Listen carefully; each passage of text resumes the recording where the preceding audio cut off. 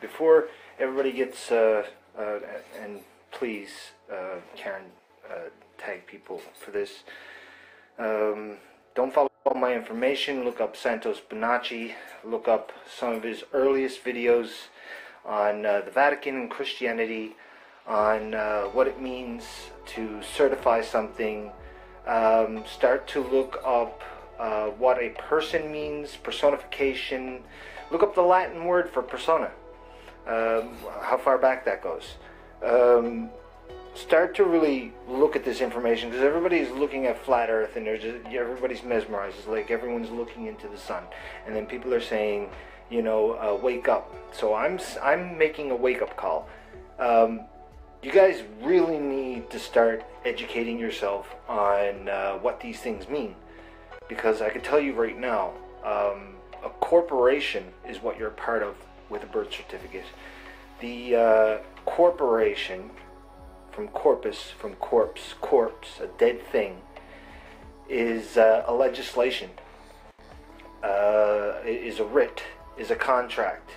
Any guidelines to any contract that is within agreement and has your name, which is now a dead thing, dead soulless thing on a piece of paper, is in fact binding and can be adhered to, and therefore authority given to cause harm. So you have to be careful what you put your name to, thinking that you're doing some kind of, you know, good for yourself, when really you're doing quite the opposite. The things that I'm saying is not to speak out about any kind of a convention or a gathering or whatever, but when you start writing your name and signing contracts and creating documents, you are doing something altogether very, very familiar that most people are not going to know what it is that you are doing. You're not going to know what it is that you are doing and agreeing to. And it doesn't matter if there's a whole bunch of things written. You're creating dead entities. Every single time, like till this day, I hate signing anything, because I know that I'm creating dead entities. And I know that doesn't make any sense, and people pertain it to a human body being dead, but that's not true. The soulless thing that you're creating generates the idea that it is there in existence. And if it exists in your mind, then it exists. Then you're creating something within yourself, an emotion, a response, that your higher brain functions doesn't know is not reality. So you are basically taking your authority and giving it away. That's why there's a very large difference between the spoken word and the written word. The spoken word is made of energy, and as explained with how sound actually works. And if you look at that thing with the vacuum, you can see that this is a real thing. My voice, your voice, is a powerful and amazing thing. To understand the language of these things is to understand what authority you actually have. And the language has nothing to do with words or anything like that. It is the intention behind them that, like, I am really afraid for everybody.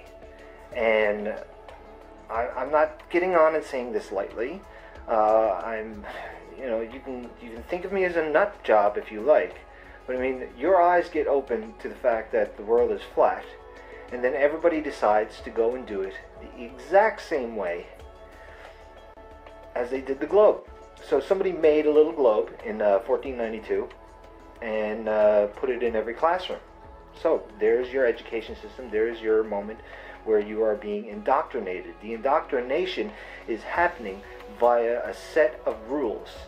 Once you create a contract and say, this is what this is, then your perception and observation is now turned to that piece of paper, and you no longer are experiencing the existence. You are elaborating on the idea of that experience. So if you limit yourself and put your name to anything like that, then you are agreeing with what that is. Just like a bunch of people sat down and read up the Declaration of Independence. Just like quite a few other things. The Roman Empire was built on an older empire, their empire was built on an older empire. They knew this. The Vatican knew this. The Vatican created the trusts. It created the birth certificates. Everybody carries one in their pocket. Everybody knows what that is. So you can't say you don't know what that is. And if I tell you that that is not you, that that's a piece of plastic, that 10 years after your picture is taken, are you the same human being as in that picture? I mean, it doesn't look like you no more, so you have become something else. And that's an old fiction. It's something that no longer exists. When you look in the mirror and you look down at that picture, there's a resemblance, but that could be your child. I look at my daughter and I see my daughter walking around and my son, and I see me. But they're not me. They're human beings all on their own. So when you do these things, you have to be aware of what it is that you are creating, and you are creating something by doing this. In Dog Latin, large letters you see on any contract, your name is written. That is illegible. It is unreal.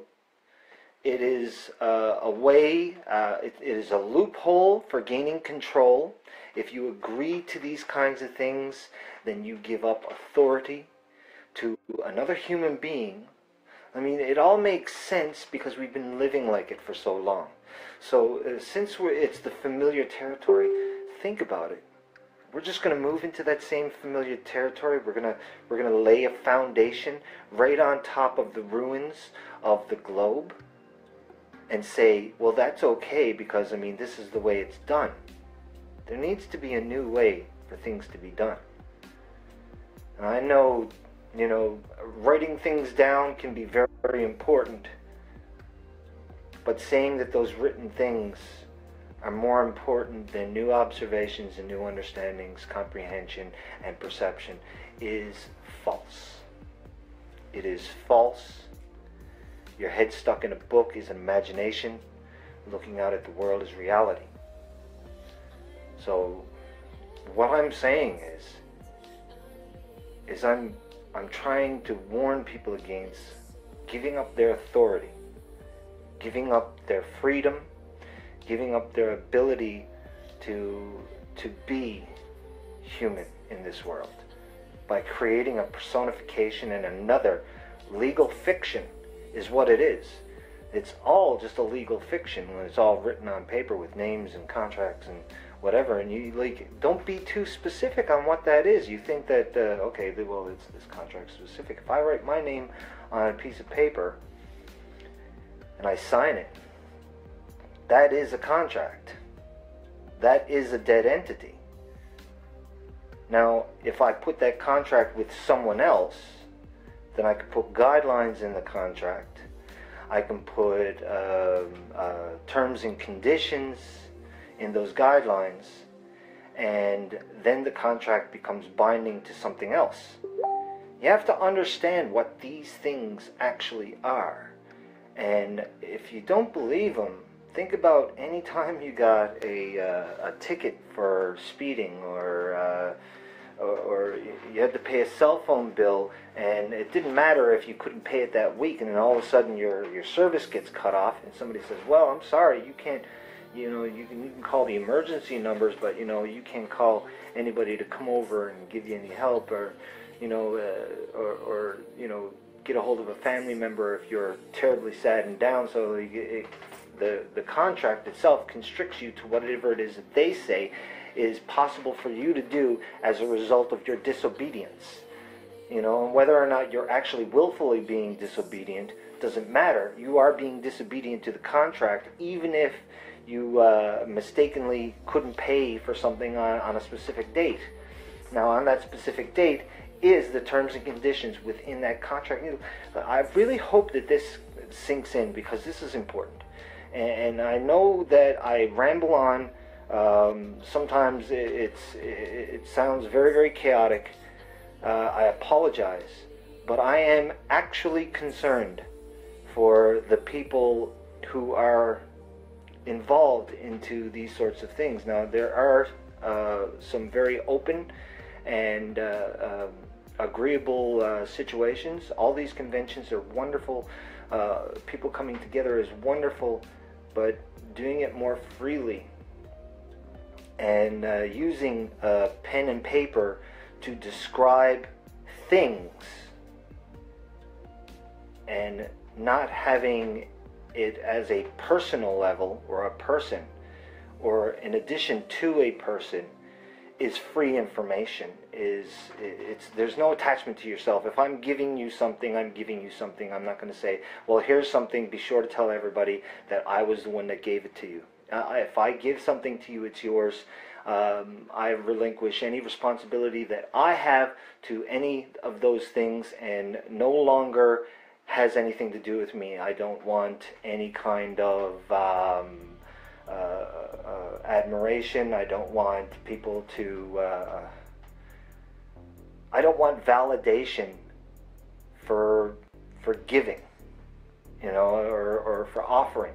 So anytime you write your name to something, you're creating another entity, and you might feel that that's giving you some kind of immortality or it's like I'm putting my foot in history sort of thing. What would it matter? Honestly, what would it matter? It doesn't matter. And what matters is you as a human being. And if you do that, then you're doing something to yourself. And this is what I'm trying to say. I know how strange it sounds, just as strange as when people spoke about flat earth. But if you're not really seeing this point, then you're still living in that old world, hazed. So you're going to say, I'm awake, but you're not looking around the sun. You're looking straight into it and not seeing what's around it.